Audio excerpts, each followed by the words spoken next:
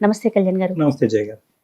కళ్యాణ్ గారు, Satish and Swapna wife and husband, వాళ్ళిద్దరి మధ్య ఇష్యూ అన్నమాట. నేనైతే డీటెయిల్డ్గా చదివాను. అతని నెంబర్ ఇచ్చాడు. ఇంకా లేట్ చేయకుండా కాల్ చేసేస్తానండి. ఒకసారి మీతోనే డైరెక్ట్గా మాట్లాడతాడు. ఈ మధ్యకాలంలో మనం ఇష్యూస్ కూడా ఎక్కువగా వైఫ్ అండ్ హస్బెండ్ మధ్య చూస్తూ ఉన్నాం కదా కళ్యాణ్ గారు. మాక్సిమం చాలా వరకు నేను అడ్వకేట్స్తో వాళ్ళతో ఇంటర్వ్యూస్ చేస్తూ ఉంటాను కదా, చిన్న చిన్న విషయాలకి పెట్టి ఇష్యూస్ అంతే. సతీష్ గారండి మాట్లాడేది? నమస్తే అండి, నేను అందమైన జీవితం ప్రోగ్రామ్ నుంచి మాట్లాడుతున్నాను. నమస్తే సతీష్ గారు. నమస్తే అండి. మీ మెయిల్ చూశానండి, నేను డాక్టర్ గారు ముందుంచాను ఈరోజు ఎపిసోడ్లో. అయితే డాక్టర్ కళ్యాణ్ చక్రవర్తి గారు కూడా మీతో మాట్లాడతారు. ఒకసారి జస్ట్ మినిట్ అండి, డాక్టర్ గారితో మాట్లాడండి. సతీష్ నమస్తే నాన్న. నమస్తే నమస్తే. చెప్పినాను, ఎక్కడ మీరు ఉండేది, ఎక్కడ మీ వయసు ఎంత, సమస్య ఏంటి? నేను హైదరాబాద్ లో ఉంటున్నాను సార్. Good, okay. నేను ఒక చిన్న యాడ్ ఏజెన్సీ పెట్టుకున్నాను సార్. Super, okay. ఒక చిన్న సమస్య ఏంటంటే సార్, అంటే ఎప్పుడు చూడటమే తప్ప ఫస్ట్ టైం నా సమస్య కూడా మీ దగ్గరికి వస్తుందని చెప్పి నేను ఏదైతే కల్లో కూడా అనుకోలేదు సార్. కాకపోతే పరిస్థితులు అలా అయినాయి సార్. మీరే నాకు న్యాయం చేస్తారనే ఉద్దేశంతో ఫోన్ చేస్తున్నాను సార్. తప్పకుండా తప్పకుండా సార్. ఏం లేదు సార్, నాకు పెళ్ళయింది సార్. పెళ్ళైన తర్వాత ఇద్దరు పిల్లలు సార్, ఒక అమ్మాయి ఒక అబ్బాయి. జీవితం మీలాగే అందమైన జీవితంలా సాగిపోతుంది సార్.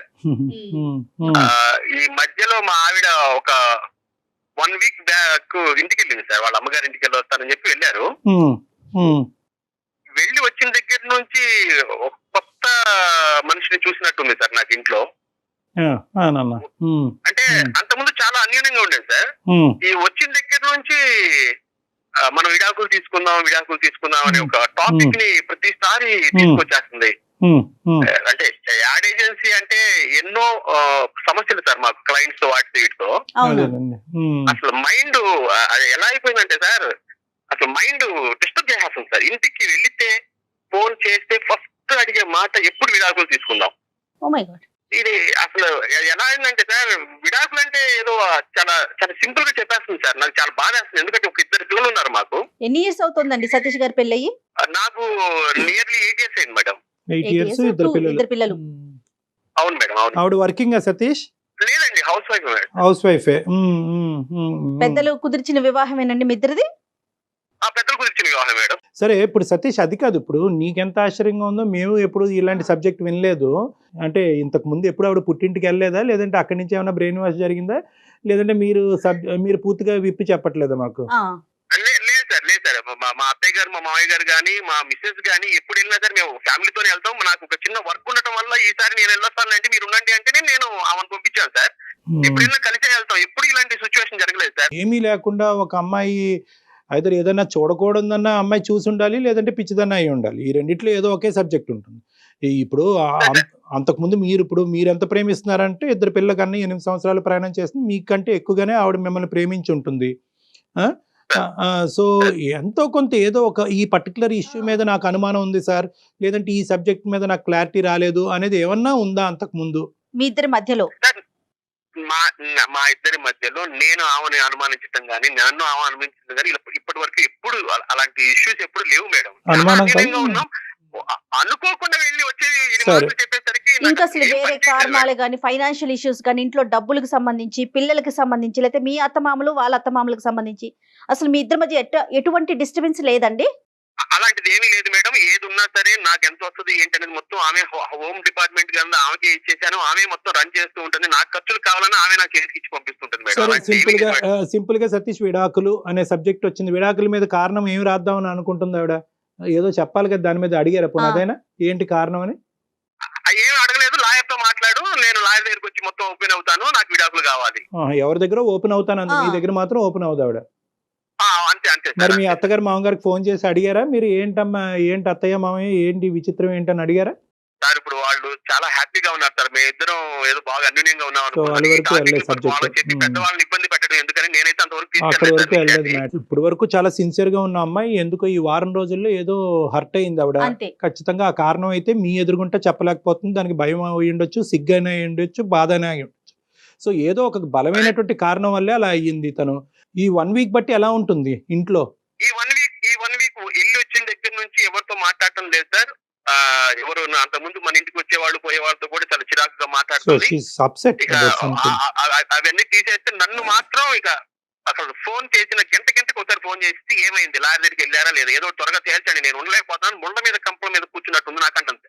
రైట్. నేను అంతేం తప్పు చేశానమ్మా, నువ్వు ఎందుకు అలా మాట్లాడుతున్నావు అని చెప్పి నేను ఎంత బతికినా సరే నా వల్ల కావట్లేదు సార్. అందుకే మీరు ఏదైనా సలహా అది ఇంకా ఇస్తారని ఇంకా అర్థమైపోయింది లేదు సతీష్, మీ దగ్గర అయితే కనుక ఆవిడ మ్యాటర్ ఓపెన్ చేసే ఉద్దేశం ఆవిడకి లేదు. She wants an other platform. ఆ ప్లాట్ఫామ్ బహుశా మనం అయి ఉండొచ్చు అని నాకు అనిపిస్తుంది.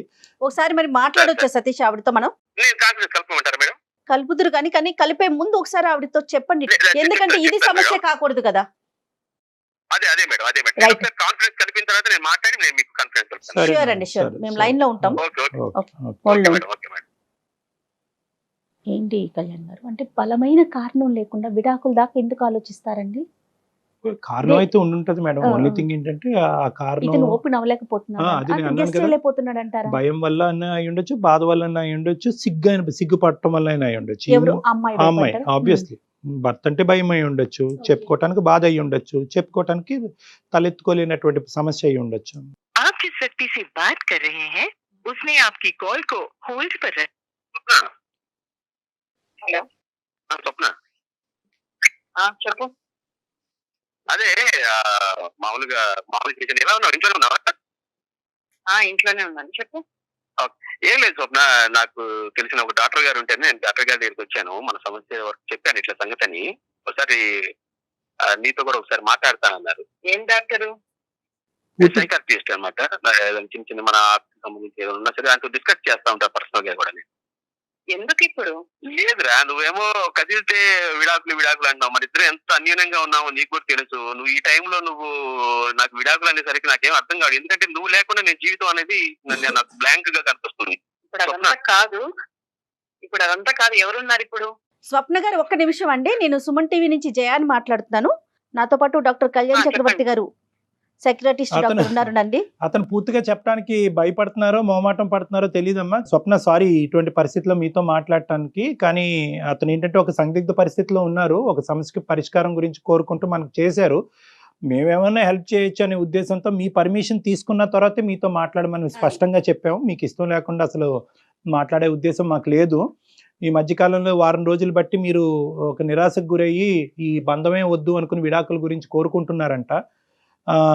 దానికి కారణం ఏంటో అతనికి అర్థం కాక అతను డిప్రెషన్లోకి వెళ్ళి మాకు చేశాడు. సరే ఉండయ్యా, ఆవిడతో మాట్లాడదామని మేము చెప్పాము. If it is okay with you will talk with you. లేదండి మేడం, కారణం ఏం లేదు సార్. కారణం ఏం లేదు. నాకు విడాకులు కావాలి, తన దగ్గర నుంచి విడాకులు కావాలని నేను కోరుకున్నాను. స్వప్న, నువ్వు మాట్లాడేది ఎలా ఉందో తెలుసా? కారణం లేకుండా ఎవరైనా విడాకులు తీసుకుంటారా? ఎక్కడ చూసావా?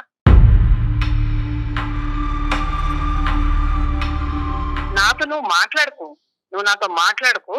నాకు విడాకులు కావాలి. నేను అడిగాను కదా, నేను ముందే నీకు చెప్పానా? నీకు ఎన్నిసార్లు చెప్పాను? నాకు విడాకులు కావాలి నీ దగ్గర నుంచి.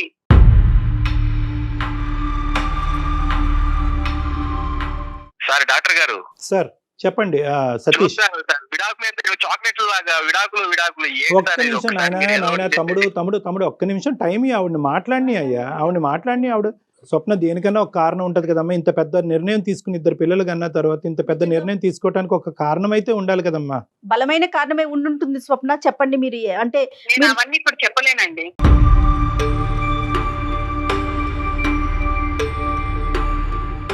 మీరిద్దరూ కలిసి ఉండాలని అతను కోరుకుంటున్నాడు, మీతో ఉండాలని కోరుకుంటున్నారు కదా. నాకైతే తనతో ఉండాలని లేదండి. మీ మాటను బట్టి అర్థమవుతుంది మీరు చాలా బలంగా గాయపడ్డారని. The issue is clear that you don't want to stay with him అమ్మ. మీ ఇద్దరు కలిసి ముందుకు ప్రయాణం చేయాలని అనుకోవట్లేదు అన్నది మా అందరికీ క్లియర్ కట్ గా అర్థమైంది. కానీ ఏంటంటే ఒక కారణం గురించి మాట్లాడుకుంటే కనుక అతనికి ఒక కంఫర్ట్ ఉంటుంది. అవన్నీ చెప్పలేనండి, నేను అవన్నీ మాట్లాడలేను. అంటే ఇప్పుడు ఏం మాట్లాడినా అర్థం అవుతుందా? నువ్వు చెప్పకపోతే ఎలా తెలుస్తుంది నేను ఏమైనా తప్పు చేశాననే, లేదంటే నా వల్ల ఏమైనా జరిగిందా? ఏదో ఒకటి విషయం తెలుసుకుని విడాకులు ఎలా ఇస్తారు స్వప్న? నాకు అర్థం కాదు.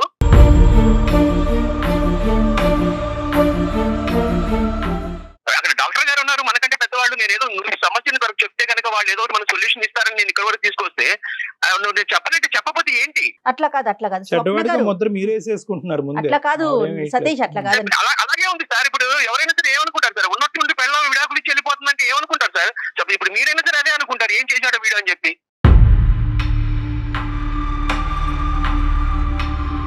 స్వప్న గారు మీరు డెఫినెట్ గా అంటే మీకు ఇష్టం లేకపోతే ఖచ్చితంగా విడాకుల దాకా వెళ్ళే అవకాశం మీకు ఉందండి. అది దాన్ని ఎవ్వరూ ఆపలేరు. కానీ దానికంటూ ఒక కారణం ఉంటుంది కదా, అక్కడ చెప్పాలి. ఎట్లయినా కోర్టుకు వెళ్ళినప్పుడు మీరు డెఫినెట్ గా అక్కడ మీరు ఎక్స్ప్రెస్ ఒకటమ్మా చేయాలి. స్వప్న, ఇప్పుడు ఆ కారణం అనేది మీరు సిగ్గుపడటం వల్ల, లేదంటే భయపడటం వల్ల, లేదంటే అతను ఫోన్ కట్ చేసి మీరు మాతో చెప్పండి, డైరెక్ట్ గా చెప్పండి.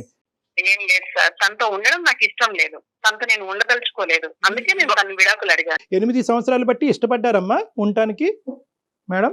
అవును సార్, అప్పుడు ఇష్టం ఉండింది, ఇప్పుడు ఇష్టం లేదు. ఈ వారం రోజుల్లో ఏంటి ఆ కష్టం? నా బాధ నేను చెప్పుకోలేను. నేను తనతో నాకు అసలు ఉండడం గానీ, తనతో మాట్లాడడం గానీ నాకు అసలు ఇష్టం లేదు. No that's totally understood. నేను నాకు ఒక్క హెల్ప్ చేయమన్నాను, తన నుంచి నాకు విడాకులు కావాలి, నేను అదే కోరుకుంటున్నాను, నాకు అదే కావాలి, నేను అప్పుడు హ్యాపీగా ఉండగలను. స్వప్న ఇది చిన్నపిల్లలు మాట్లాడేది, ఇదేనా పెళ్లి అనుకుంటే ఆ బొమ్మల పెళ్లి అనుకుంటున్నావా? మనకి 2 పిల్లలు ఉన్నారు, వాళ్ళ కెరియర్ చూడాలి. నేను పొద్దుననగా వెళ్ళి సాయంత్రం వరకు ఎంత కష్టపడో నీకు తెలుసు, నువ్వే చాలా సార్లు అన్నావు. అలాంటిది ఇప్పుడు వద్దు 1 వీక్ లో నీకు ఏమైపోయింది? కారణం చెప్పటం వల్ల నీ కారణం సిగ్నిఫికెంటో ఇన్సిగ్నిఫికెంటో అని తీసి పక్కన పెట్టేసి మీరు విడిపోవటానికి వీలు లేదని చెప్పే హక్కు ఉద్దేశం మాకు లేదు. మేము కారణం అనేది ఎందుకు చెప్తున్నాం అంటే కనుక ఈ కారణం ఈ రోజు కాకపోయినా రేపైనా చెప్పాల్సినటువంటి కారణం. సో అట్లీస్ట్ ఒక కారణం గురించి మాట్లాడుకుంటే కనుక అతనిలో ఉండే ఈ మెంటల్ టెన్షన్ క్లియర్ అయ్యి ఎందుకు ఎందుకు ఎందుకు అనేటటువంటి పరిస్థితి ఎక్కడైనా మనం ఒక ఫుల్ స్టాప్ పెట్టచ్చు కదమ్మా. ఒకసారి ఆలోచించు. కదా, చెప్పమ్మా, చెప్పండి ప్లీజ్. మీరు అడుగుతున్నారు కదా, నేను చెప్తాను. ఇప్పుడు తను అట్లా మాట్లాడుతున్నాడు ఏమని, నాకు చాలా బాధగా ఉంది, వారం నుంచి నాకు నరకంగా ఉంది, మంచిగా ఉన్న లైఫ్ ఇలా అయిపోయింది అనేసి అంత మాటలు మాట్లాడుతున్నాడు. అవునండి, నాకైతే అండి వారం నుంచి నేను నరకాన్ని అనుభవిస్తున్నాను. నాకు ఇంకా అదంతా నాకు ఎందుకు, నేను ఎవరికి చెప్పుకోలేదు ఈ బాధ, నేను ఎవరికి చెప్పుకోదలుచుకోలేదు. ఇంకా నాకు ఎందుకు అసలు నేను ఎందుకు ఈ బాధ అనేసి నేను తనతోటి విడాకులు తీసుకుంటేనే నాకు బాగుంటుందనేసి నేను తనని అడగడం జరిగింది. ఇదంతా ఏంటమ్మా స్వప్న, చెప్పమ్మా, చెప్తే నీకు కూడా కొద్దిగా రిలీఫ్ ఉంటుంది. లేదండి, మా ఇంటి ఎదురుగా ఒక ఆవిడ ఉంటుంది, నా ఫ్రెండ్. ఆమె చాలా క్లోజ్ అయింది అనమాట నాకు. ఇంకా ఆమె రోజు మా ఇంటికి రావడము, తర్వాత ఆమె ఏం చేసినా సరే మా ఇంటికి తీసుకురావడము, మా ఇంట్లో ఏం చేసినా తీసుకెళ్లడము, ఇలా బాగా చాలా క్లోజ్ గా ఉండే వాళ్ళం ఇద్దరం. చాలా క్లోజ్ గా ఉన్నప్పుడు ఇంకా ఎట్లా అంటే ఇంకా వాళ్ళ ఇంట్లో విషయాలు, వాళ్ళ అత్త మామల గురించి, వాళ్ళ హస్బెండ్ గురించి ప్రతి ఒక్కటి చెప్పి ఎప్పుడు ఆమె ఇంకా గంటలు మా ఇంట్లోనే ఉండేది. అయితే నేను కూడా ఇంకా ఆమెకి చాలా క్లోజ్ గా ఉండిపోయాను, బాగా చాలా క్లోజ్ అయిపోయాను. ఎంత క్లోజ్ అయ్యామంటే ఇంకా పర్సనల్ విషయాలు కూడా కొన్ని బాగా షేర్ చేసుకుంటున్నాం ఇంకా ఇద్దరం. అయితే ఎప్పుడు ఈయన ఆఫీస్ కి వెళ్ళిపోగానే ఆమె వచ్చేది అనమాట, మా ఇంటికి వెంటనే వచ్చేసేది. అలాంటిది ఒక రోజు ఈయన ఆఫీస్ కి వెళ్ళక ముందే ఒక రోజు వచ్చింది. ఏంటబ్బా అప్పుడే వచ్చేసింది ఈవిడ, ఈయన ఆఫీస్ కూడా వెళ్ళలేదా, సరేలే అనేసి అనుకొని ఇంకా మాట్లాడుకుంటుంటే ఈయన ఆఫీస్ కి వెళ్తూ నాకు వెళ్ళొస్తానని చెప్పి పక్క నుండి ఆవిడకి కూడా వెళ్ళొస్తానని చెప్పాడు. ఏంటి అని ఏమకెందుకు చెప్పాడు అనేసి నేను మనసులో అనుకున్నాను. అట్లా కాదు డాక్టర్ గారు, ఇది ఏమన్నా పెద్ద ఇష్యూ సార్? ఇప్పుడు పక్కన ఉన్నప్పుడు ఎవరైనా సరే, ఇప్పుడు ఉంది ఆమెతో పాటు పక్కన ఉన్నప్పుడు మాకు తెలిసినా తెలియపోయినా వెళ్ళొస్తామంటే ఒక మాట అంటారు కదండి. సతీష్ ఆగండి, అవును మాట్లాడివ్వండి ప్లీజ్, చెప్పండి స్వప్న. ఇలానే 2వ రోజు 3వ రోజు ఇంకా ఆమె వచ్చినప్పుడు అంతా ఈయన వెళ్ళేటప్పుడు ఆమెకి చెప్తూనే వెళ్తున్నాడు, నాకు చెప్పడం, పక్కన ఆమెకి చెప్పడం, ఇంకా ఆమెకి చెప్పుకుంటూ అట్లా వెళ్తున్నారు. అయితే ఇంకా నాకు ఎంత కోపం వచ్చిందంటే ఒక రోజు నేను గట్టిగా అడిగాను, అదేంటి ఆమెకి ఎందుకు చెప్పడం, నువ్వు వెళ్తున్నావు ఆఫీస్ కి వెళ్ళేటప్పుడు ఆమెకి ఎందుకు చెప్తున్నావు నువ్వు అనేసి అంటే, చెప్పే అంటే పక్కన ఉన్న ఆమెకి చెప్తే తప్పేంటి అనేసి అంటున్నాడు. ఇంకా ఒకవేళ నేనే ఏమైనా తప్పుగా ఆలోచిస్తున్నానా, నాదేమైనా తప్పు ఉందా, నేనే ఏదైనా వీళ్ళ గురించి నేను తప్పుగా ఎక్కువగా ఆలోచిస్తున్నానని నేను ఇట్లే అనుకున్నాను. సార్ ఏమన్నా ఎంత ఫూలిష్ అండి ఇది. అంటే ఇప్పుడు మనిషి కనబడినప్పుడు నేను విష్ చేయ సార్, అలాంటప్పుడు ఎందుకు సార్ పక్కన పెట్టుకొని మీ ఇద్దరు మూడు వెళ్ళాలో, మీ ఇద్దరు ఆఫీస్కి వెళ్ళేటప్పుడు ఎవరైనా సరే ఏం కోరుకుంటాడు, అది దగ్గరుండి మనకి లంచ్ బాక్స్ మనకి ఇచ్చి పంపిస్తే ఎంతో హ్యాపీగా ఫీల్ అవుతాం. అంతకుముందు అలాగే ఉంది. ఈమె ఎవరో వచ్చిందని చెప్పి ఆమె నువ్వు ఎందుకు పక్కన నుంచి పెట్టుకోవాలి స్వప్న, నాకు అర్థం కాదు.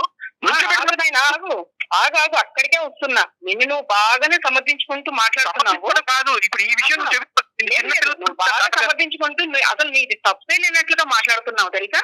నాదైతే 100% తప్పలేదు, చెప్పు. ఈయన ఉండగానే ఆమె వస్తోంది రోజు ఇట్లే నేను గమనించాను. వీక్లీ నేను మార్కెట్ కి వెళ్తానండి. బుధవారం మార్కెట్ కి వెళ్తాను. అయితే నేను ఇంటికి తాళం పెట్టుకొని నేను మార్కెట్ కి వెళ్ళి తిరిగి వచ్చేసరికి ఇంటికి తాళం తీసుంది. అయితే అదేంటబ్బా ఇంటికి తాళం తీసుంది అనేసి నేను డోర్ కొట్టాను. ఈయన వచ్చి డోర్ తీశారు. తీసిన తర్వాత ఏంటంటే ఆఫీస్కి వెళ్ళారు కదా, ఎందుకు వచ్చేసారు అని అడిగితే, తలనొప్పిగా ఉంది, కొంచెం కళ్ళు తిరుగుతోంది, బాగాలేదు అసలు అంటే, అయ్యో ఏమైందో మనిషికి అనేసి నేను ఉండండి మజ్జిగ కలిపి తీసుకొస్తాననేసి నేను వంటగదిలోకి వెళ్ళాను. వంటగదిలోకి వెళ్ళి నేను కలిపి తీసుకొస్తుంటే హాల్లో నుంచి ఎవరో పరిగెత్తుకుంటూ వెళ్ళడం నేను విన్నాను. చిన్న గడ్డి చప్పుడు నాకు వినిపించింది. ఎవరనేసి నేను స్పీడ్ గా వచ్చి నేను డోర్ తీయంగానే మా ఎదురింటి ఆవిడే స్టెప్స్ చాలా స్పీడ్ గా దిగుతున్నాను. చీర నాకు కనిపించింది.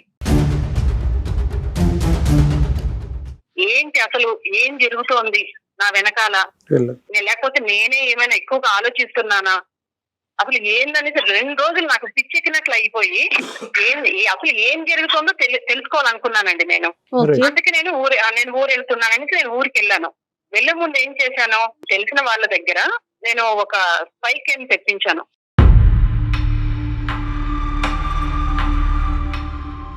తెప్పించి అది మా బెడ్రూమ్ లోనే ఒక టెడ్డీ బియర్ లో ఇట్లా ఫిక్స్ చేసుకోవాలి మేడం అనేసి నాకు వివరించారు వాళ్ళు నాకు. సరే అదంతా నేను సెటప్ అంతా పెట్టేసుకొని నేను వెళ్ళిపోయాను. నేను తెలుసుకోవాలి కదా సార్, ఒకవేళ నేనేమైనా అపోహ పడుతున్నానా, వీళ్ళని అనవసరంగా నేనేమైనా వీళ్ళ మీద డౌట్లు పడుతున్నాననేసి నేను ఆలోచించి నేను పిచ్చిదాన్ని అయిపోతున్నాను. ఊరు వెళ్ళిపోయిన తర్వాత 1 వీక్ ఉన్నాను. పిల్లల్ని కూడా నేను తీసుకెళ్లిపోయి 1 వీక్ ఉండి నేను తిరిగి వచ్చాను. అయితే పిల్లల్ని నేను స్కూల్కి పంపించేసి ఈయన వెళ్ళిపోయిన తర్వాత నేను చూశానండి. నిజంగా అండి మీరు నమ్మరు సార్, అసలు నేను ఎందుకు బ్రతుకున్నానా అనిపించింది.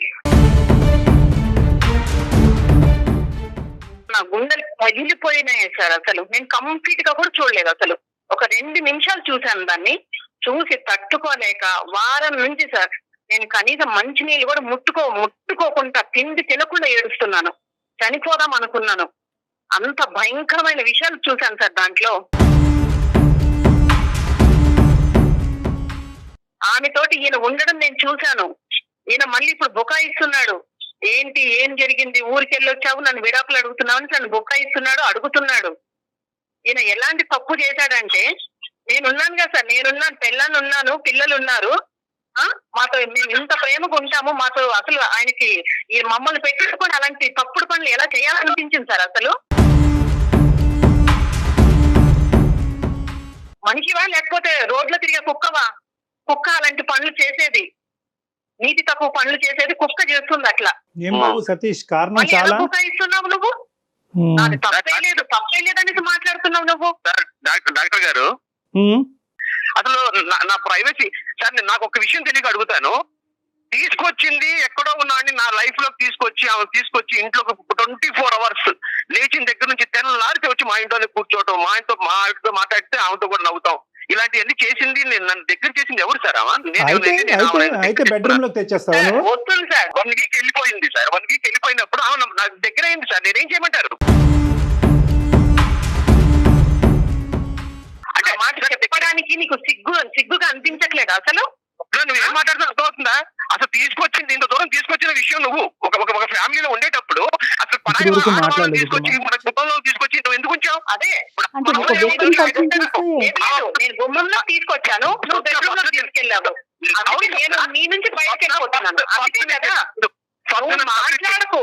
నువ్వు కంప్లీట్ చేసి మళ్ళీ బుకాయిస్తున్నావు. నువ్వు నేను బుకాయించట్లేదు. నేను చేసినట్టు నాకు 100% నాకేం తప్పు అనిపించట్లేదు. ఎందుకంటావేమో ఆమె ఏ ఉద్దేశంతో ఇంటికి వస్తుందనేది నాకు తెలుస్తుంది, కానీ నీకెందుకు తెలియట్లేదు? సతీష్ ఒక్కసారండి, ఒక్క నిమిషం మేడం ఒక్క నిమిషం అండి. ఇప్పుడు వరకు ఏంటంటే మేము ప్రేమించుకున్నాము, మేము ఇంత ఇదిగా ఉన్నాం, అంత ఇదిగా ఉన్నాం, ఒక్క కారణం చెప్తే కనుక నా భార్యను వదిలి అయిపోయింది అంత గాలికి కలిసిపోయిందా? ఇప్పుడు ఒక స్పై కెమెరా ఇప్పుడు కూడా చెబుతున్నాను, నా పెళ్ళం అంటే నాకు ఇష్టం సార్. నేను దాని మాత్రం వదిలిపెట్టే పరిస్థితి లేదు. దాని మాత్రం నేను 100% మీకు కూడా చెబుతున్నాను. మేడం నేను ఒకటే నేను చెప్తున్నాను మేడం, మీరు ఇప్పుడు ఏమో చెప్పేదాన్ని బట్టి ఎప్పుడైనా సరే మేడం, సమాజంలో మగవాడికి ఉన్న కంటే కూడా ఆడవాళ్ళకి ఎక్కువ అవకాశాలు ఉన్నాయి. వాళ్ళు చెప్పిందే నమ్ముతారు.